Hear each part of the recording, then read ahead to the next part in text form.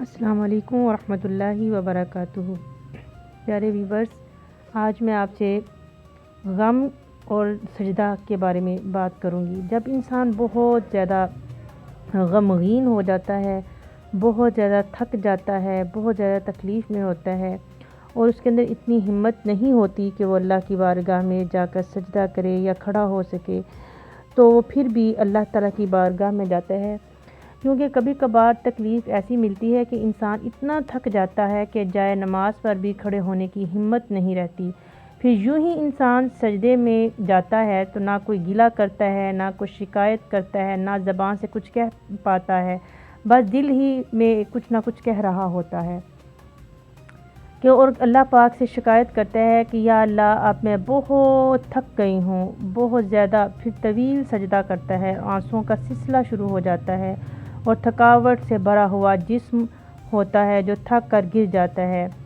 تو وہ اللہ تعالیٰ سے امید لگائے ہوئے اللہ تعالیٰ کی بارگاہ میں جاتا ہے اور اللہ تعالیٰ کو اس طرح تھکے ہوئے، ٹوٹے ہوئے جسم کے ساتھ اور ٹوٹے ہوئے دل کے ساتھ جب اپنے بندے کو اپنی بارگاہ میں جھکا ہوا دیکھتا ہے تو رب تعالیٰ کو اپنے بندے کی یہ ادا بہت پسند آتی ہے، کیونکہ رب تعالیٰ یہی چاہتا ہے کہ میرا بندہ جس حال میں بھی ہو میرے پاس آئے، مجھے اپنا غم سنائے، مجھے اپنی تکلیف سنائے، تو میں ہی اس کے زخموں پر مرہم رکھنے والا ہوں۔ تو وہ جب اپنے بارگاہ میں، اللہ کی بارگاہ میں جاتا ہے اور اپنی تکلیف، اپنی تھکاوٹ، اپنی مایوسی، اپنی پریشانی کو رب کی بارگاہ میں بیان کرتا ہے، تو اللہ پاک کی ذات فرماتی ہے کہ میرے بندے کو مجھ سے اتنی امید ہے، اتنی آس ہے کہ کل کائنات کو چھوڑ کر وہ میری بارگاہ میں آیا ہے، میرے پاس سر مسجود ہوا ہے، میری بارگاہ میں آ کر رو رہا ہے۔ جیسے کہ ایک بچہ بہت زیادہ تکلیف میں ہو تو وہ اپنی ماں کو ہی تنگ کرتا ہے، اپنی ماں کے پاس جاتا ہے اور اپنی ماں کو کہتا ہے کہ تم مجھے جو ہے تسلی دو، آپ ہی کی وجہ سے مجھے سکون ہوگا، تو وہ اپنی ماں کے پاس جاتا ہے۔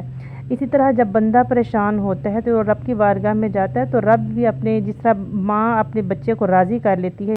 اور یوں اللہ تعالیٰ اپنے بندے کو راضی کرتا ہے، اپنے بندے کو خوش کرنے کے لیے اس کے زخموں پر مرہم رکھتا ہے، اس کا جو بھاری بھرکم جسم ہوتا ہے اس کو ہلکا محسوس ہونے لگتا ہے، اس کے جو آنسو ہیں وہ خوشی کے آنسوؤں میں بدل جاتے ہیں، اس کا جو ٹوٹا ہوا دل ہے وہ پھر پرسکون ہو جاتا ہے، اور اللہ تعالیٰ سے ایک آس اور امید بن جاتی ہے کہ میں نے اپنے رب کی بارگاہ میں آنسو گرایا، اپنے رب کی بارگاہ میں اپنا حال رکھ دیا، میرا رب مجھے راضی کر دے گا۔ اور یہی جو گمان ہے، یہی جو ایک اعتماد اور یقین ہے،